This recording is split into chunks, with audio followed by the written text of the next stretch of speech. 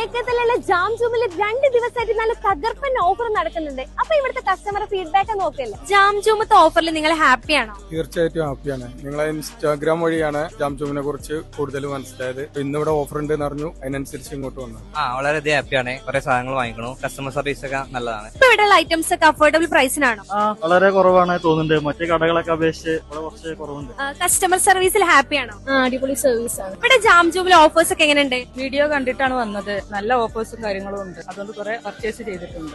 വളരെ ഹാപ്പിയാണ്. അതുകൊണ്ട് ഞങ്ങൾ കുറെ പർച്ചേസ് ചെയ്തു. ഇവിടുത്തെ സർവീസ് ഒക്കെ എങ്ങനെയുണ്ട്? എന്ത് ചോദിച്ചിട്ടുണ്ടെങ്കിലും പെട്ടെന്ന് എന്തായിരുന്നു വേണ്ടെന്നുള്ളത് കറക്റ്റ് ആയിട്ട് നമ്മള് ചില സാധനത്തിന്റെ ഒക്കെ എമൗണ്ട് ഉണ്ടാവില്ലല്ലോ, അപ്പൊ പെട്ടെന്ന് നമുക്ക് വെയിറ്റിംഗും കാര്യങ്ങളൊന്നുമില്ല. ഉഷാറാണ്, അടിപൊളിയാണ്. ധാരാളം സെലക്ഷനും അത്യാവശ്യം നല്ല ഓഫറുകളും ഉണ്ട്.